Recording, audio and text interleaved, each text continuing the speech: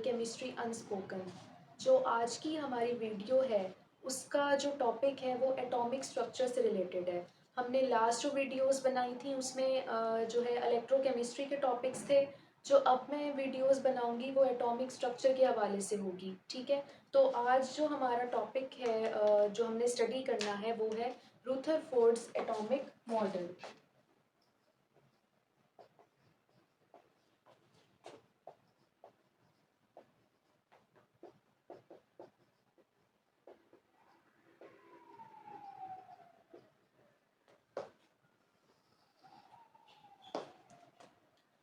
जो रुदरफोर्ड्स atomic model है वो जो है हमें एटॉमिक स्ट्रक्चर के हवाले से ना जो फर्स्ट प्रिडिक्शन हुई थी एटम के स्ट्रक्चर के हवाले से वो रुदरफोर्ड्स एटॉमिक मॉडल ने दी थी। जिससे फर्दर आगे जो साइंटिस्ट थे उन्होंने फर्दर जो है वो डिस्कवरीज की स्ट्रक्चर ऑफ एटम के हवाले से। तो इसमें हमारे पास सबसे पहले आ जाता है इंट्रोडक्शन। अब जो रुदरफोर्ड एटॉमिक मॉडल था वो हमारे पास किसने प्रेजेंट किया था in 1911। Ernest Lord Rutherford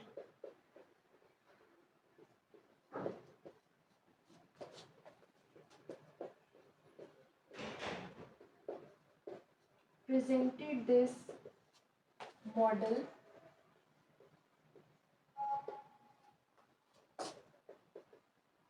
he made a classic experiment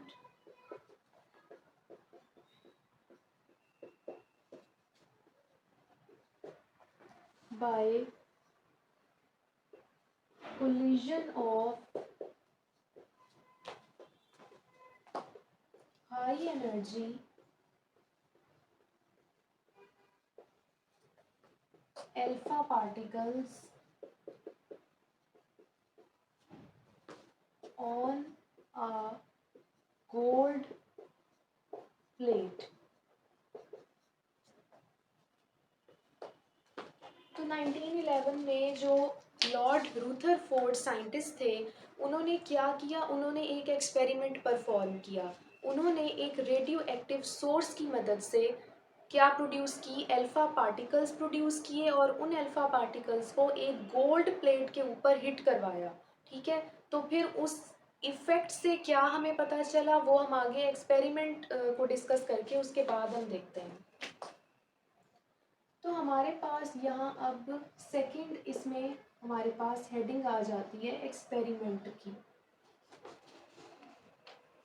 experiment में हम देख लेते हैं कि हमारे पास क्या हुआ था। First of all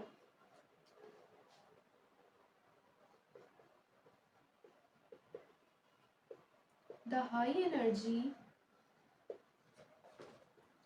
alpha particles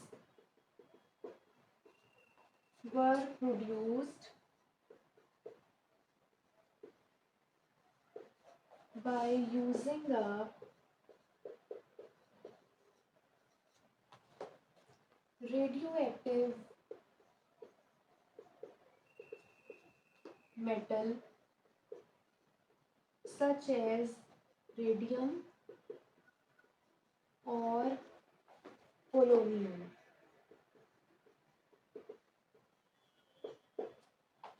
ठीक है, तो हाई एनर्जी अल्फा पार्टिकल्स जो थे वो प्रोड्यूस किस तरह हुए थे, रेडियो एक्टिव सोर्स को यूज करते हुए, जो कि मेटल था रेडियम या पोलोनियम या कोई भी रेडियो एक्टिव मेटल से हम अल्फा पार्टिकल्स बना सकते हैं।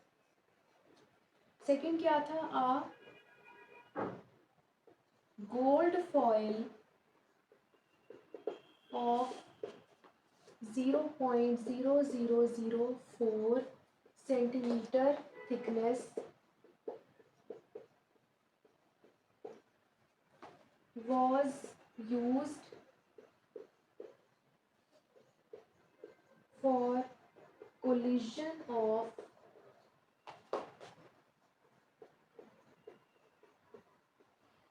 alpha particles on it through a pinhole on a lead plate। अब जो हमारे पास एक गोल्ड फॉयल थी, उसको उसकी थिकनेस हमारे पास थी 0.0004 सेंटीमीटर, ठीक है, यानी 4 × 10⁻⁻⁴ सेंटीमीटर थिकनेस थी गोल्ड फॉयल की, जिसके ऊपर अल्फा पार्टिकल्स को कोलाइड करवाया गया। किससे गुजार के? एक पिन होल से गुजार के, जो कि लेड प्लेट से बना हुआ था। पिन होल का मतलब है कि एक लेड प्लेट थी, उसके अंदर पिन होल था, यानी कि छोटा सा होल था, जिसमें से हमारे पास जो अल्फा पार्टिकल्स हैं उनकी बीम को पास करवाया गया।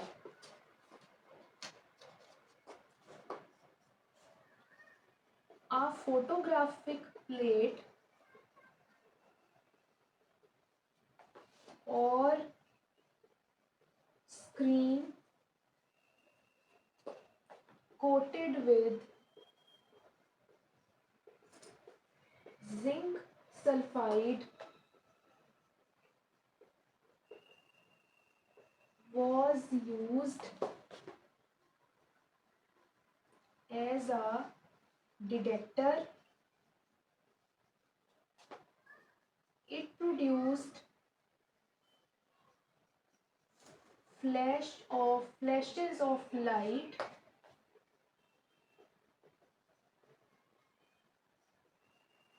when alpha particles strike on it। ठीक है, तो हमारे पास डिटेक्टर, जिसके ऊपर हमने अल्फा पार्टिकल्स जब हिट करेंगे गोल्ड फॉयल पे, तो क्या उनकी जो कोलिजन है वो क्या इफेक्ट लेके आएगी, वो हमने किस पे देखा? एक फोटोग्राफिक प्लेट पे, या एक स्क्रीन हमने रख दी जिसके ऊपर जिंक सल्फाइड की कोटिंग हुई हुई थी। ठीक है, तो जब उसके ऊपर फोटोग्राफिक प्लेट या स्क्रीन के ऊपर जो अल्फा पार्टिकल है वो हिट करते थे, तो क्या होता था? हमारे पास ना फ्लैशेस ऑफ लाइट प्रोड्यूस होते थे। ठीक है, और वो जो फ्लैशेस हैं वो क्या करते थे? हमें दिखाते थे कि कहाँ कहाँ जो है कोलिजन हुई है हमारे अल्फा पार्टिकल्स की। तो ये आपके पास इंट्रोडक्शन है रूथरफोर्ड एटॉमिक मॉडल का, और ये आपके पास एक्सपेरिमेंट है, जो एक्सपेरिमेंट परफॉर्म किया गया था। आपके पास ना जो आपकी स्क्रीन्स हैं उसके ऊपर एक डायग्राम भी शो हो रही होगी, जिससे आपको पता चल रहा होगा कि किस तरह हमारे पास ना डिफ्लेक्शन हुई है। ठीक है, जो हमारे पास अल्फा पार्टिकल्स जो हैं वो किस तरह उन्होंने क्या किया था? डिफ्लेक्ट किया था। मैं इधर भी एक डायग्राम बना के आपको समझा देती हूँ।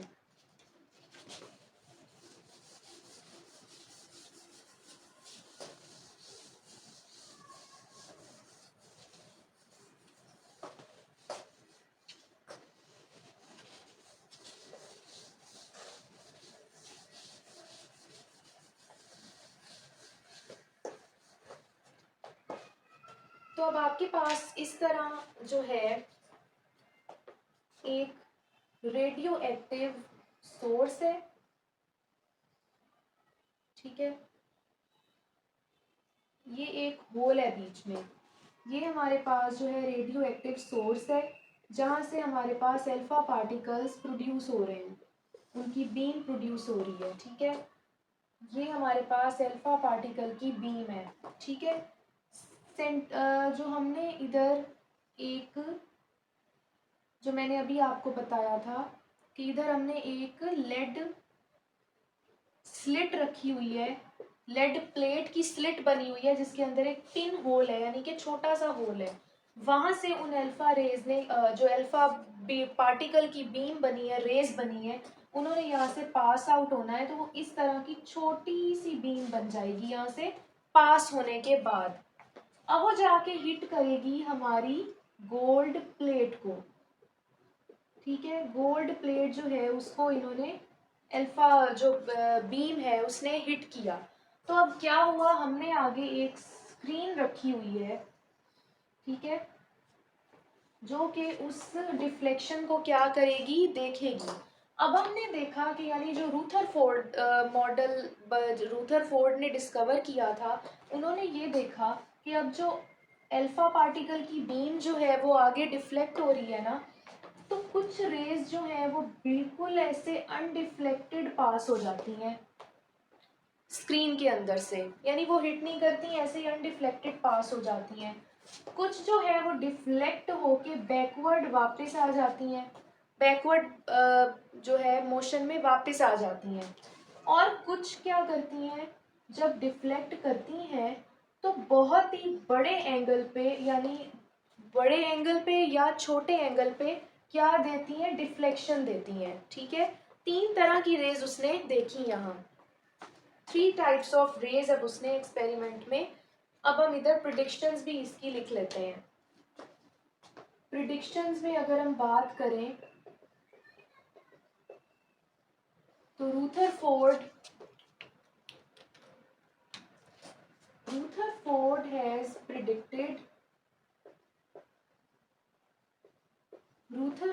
has predicted 3 types of results.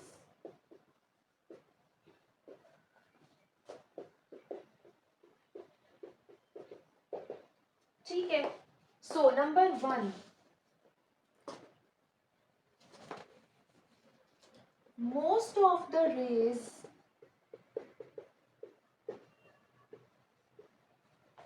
pass the screen undeflected.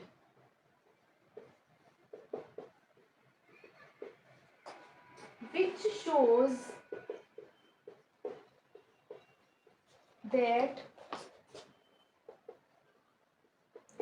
most of the atom is empty space. ठीक है, जो हमारे पास कुछ बहुत ज्यादा रेज थी वो अनडिफ्लेक्टेड ही पास कर गई। तो रूथरफोर्ड ने इससे क्या रिजल्ट निकाला कि हमारे पास बहुत सारा एटम का जो हिस्सा है ना वो एम्प्टी है, उसके बीच में कुछ नहीं है जहां से वो रेज आसानी से पास कर गई। ठीक है, सेकेंड जो रिजल्ट उसने निकाला, some of the raise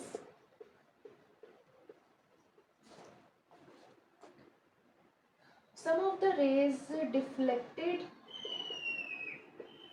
at small angles from the screen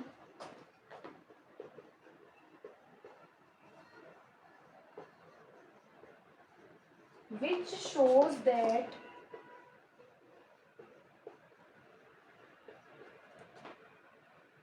a positively charged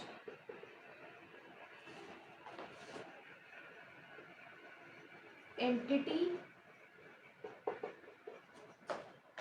is present in center, which he later named as nucleus. ठीक है, तो सेकंड उसने प्रेडिक्शन रूथरफोर्ड ने क्या की कि कुछ जो रेज हैं वो स्मॉल एंगल्स के ऊपर स्क्रीन से क्या कर गई हैं, डिफ्लेक्ट कर गई हैं और छोटे एंगल्स पे डिफ्लेक्ट हुई हैं। तो अगर बीच में यानी सेंटर में कोई नेगेटिवली चार्ज्ड एंटिटी प्रेजेंट होती तो वो उनको बड़े एंगल्स पे डिफ्लेक्ट करवाती, क्योंकि अट्रैक्शन होती दोनों के बीच में, क्योंकि अल्फा रेज हमें पता है पॉजिटिव होती हैं। ठीक है, नेगेटिवली चार्ज एंटिटी के साथ टकराती तो वो बड़े एंगल पे जाके डिफ्लेक्ट करती। लेकिन जो रूथरफोर्ड है उन्होंने ये कहा कि कुछ रेज ना स्मॉल एंगल्स पे डिफ्लेक्ट हुई हैं, यानी उन्होंने डिफ्लेक्शन शो की है लेकिन छोटे एंगल पे शो की है। तो इसका मतलब क्या है कि सेंटर में कोई ऐसी एंटिटी प्रेजेंट है जो अल्फा रेज की तरह ही पॉजिटिवली चार्ज्ड है कि उसने उन रेज को स्मॉल एंगल्स पे डिफ्लेक्ट करवाया है, बड़े एंगल पे डिफ्लेक्ट नहीं करवाया, और टकराई है वो उस एंटिटी के साथ जाके तभी वो दूसरे एंगल पे डिफ्लेक्ट हो गई हैं। ठीक है, तो ये उसने सेकंड में उसकी प्रिडिक्शन थी। थर्ड उसकी क्या प्रिडिक्शन थी, मैं इधर लिख देती हूँ, few rays move backward which means which means that most of the atom's structure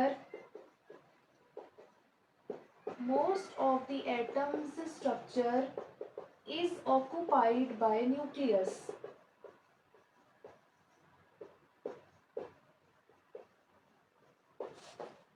अब थर्ड उसकी क्या प्रिडिक्शन थी कि कुछ रेज ने क्या किया था, वो स्क्रीन के साथ टकरा के दोबारा से उन्होंने गोल्ड यानी दोबारा से टकरा के वो क्या हो गई, बैकवर्ड मोशन में वापस ही लौट आई। तो इसका क्या मतलब है कि हमारे पास जो हमारा एटम है उसका ज्यादातर हिस्सा जो है वो न्यूक्लियस ने ऑक्युपाई किया हुआ है, इसलिए जो रेज हैं वो क्या हुई, वो थोड़ा सा यानी थोड़े से पॉइंट पे टकरा के वो वापस डिफ्लेक्ट हो गई। तो न्यूक्लियस से ही वो डिफ्लेक्ट हुई होंगी ना, जिस तरह ये वाली रेज डिफ्लेक्ट हुई थी न्यूक्लियस से, लेकिन वो न्यूक्लियस से पूरी तरह कोलाइड करके दूसरे एंगल पे डिफ्लेक्ट कर गई, लेकिन इन्होंने थोड़ा सा कोलिजन दिखाया लेकिन पीछे वापस आ गई। यानी कि न्यूक्लियस ने ही ज्यादातर हिस्सा जो है वो हमारे एटम का ऑक्युपाई किया हुआ है। ठीक है, तो ये 3 प्रिडिक्शंस रूथरफोर्ड एटॉमिक मॉडल ने दी थी। ठीक है, और ये हमारे पास उसकी क्या है, एक डायग्राम है। नेक्स्ट अब आ जाता है, अब ये जो रूथरफोर्ड का मॉडल था ना, इससे साइंटिस्ट को पता चला कि अच्छा हमारा जो एटम है ना वो उसके अंदर जो है एक एंटिटी प्रेजेंट है जो कि हमारे पास, जिसे वो न्यूक्लियस जो है रूथरफोर्ड न्यूक्लियस का नाम दे रहे हैं।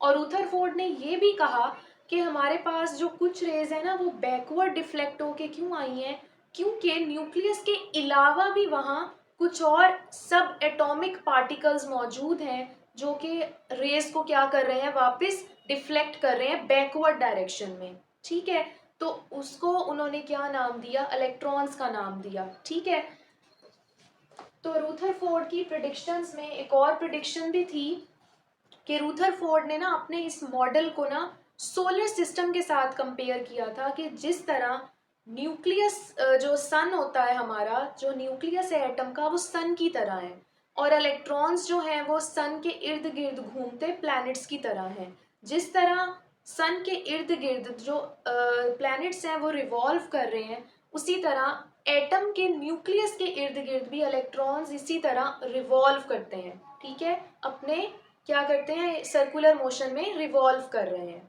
ठीक है, तो ये रूथरफोर्ड ने अपने मॉडल को प्लेनेटरी सिस्टम यानी कि सोलर सिस्टम के साथ कंपेयर किया था। ठीक है, अब नेक्स्ट हमारे पास आ जाते हैं इसके डिफेक्ट्स, कि रूथरफोर्ड ने ना कुछ बातें थी जो रूथरफोर्ड ने नहीं बताई थी हमें।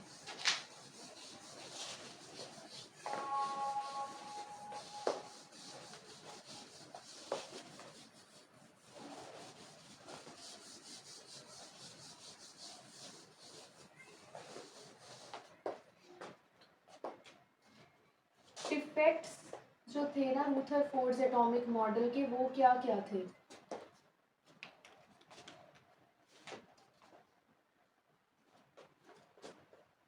Rutherford predicted that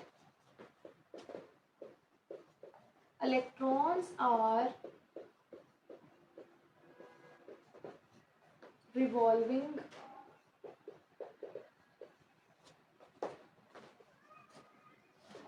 around the nucleus, but later scientists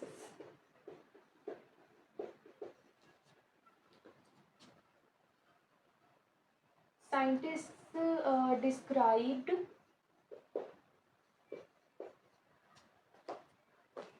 the defect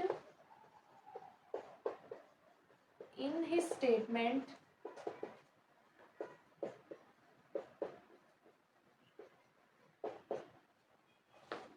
by saying that if electrons revolve around the nucleus,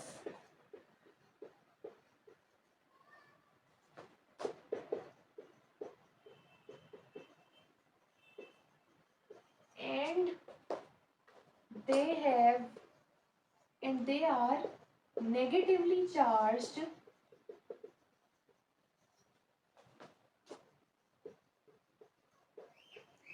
so they will fall into the nucleus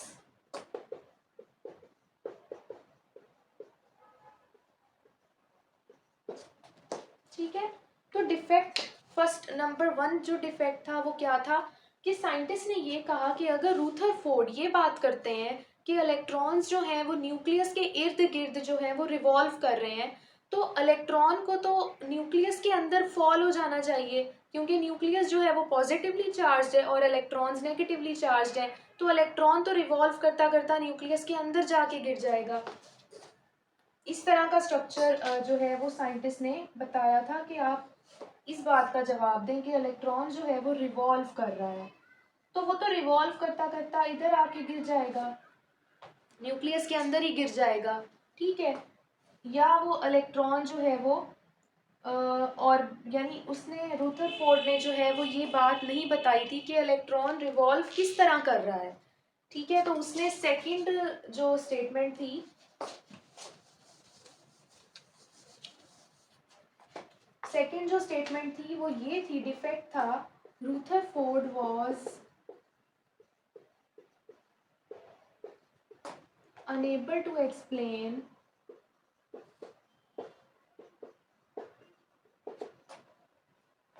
the rotatory motion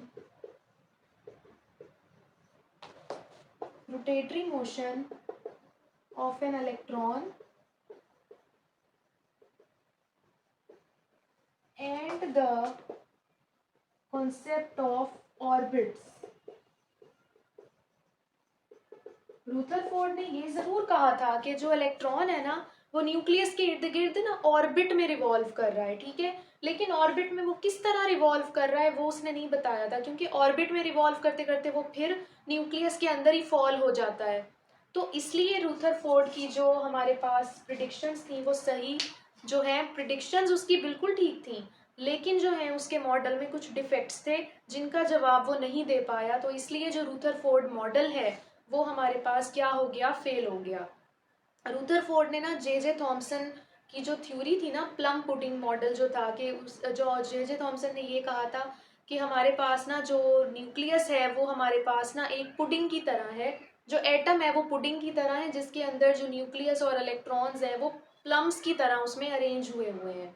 तो Rutherford ने उस theory को counter back किया कि ये वाली जो theory है वो गलत है, कि एटम जो है वो उसके अंदर न्यूक्लियस सेंटर में प्रेजेंट है और इलेक्ट्रॉन्स उसके इर्द गिर्द घूम रहे हैं। और रूथरफोर्ड ने ये भी बताया कि हमारे पास ना जिस तरह इलेक्ट्रॉन जो है ना न्यूक्लियस के इर्द गिर्द घूम रहे हैं, तो इलेक्ट्रॉन्स के अलावा भी कोई ऐसे सब एटॉमिक पार्टिकल मौजूद हैं जिनके मैस को टोटल मिला के एटम का मैस बनता है, जिनको आज हम प्रोटॉन कहते हैं, ठीक है। तो रूथरफोर्ड ने ये प्रिडिक्शन भी दी थी, उसने प्रोटॉन को डिस्कवर नहीं किया था लेकिन उसने प्रिडिक्शन दे दी थी कि हमारे पास ना जो एटम का पूरा जो मैस है ना वो इलेक्ट्रॉन के साथ एक और पार्टिकल को मिला के बनता है, ठीक है।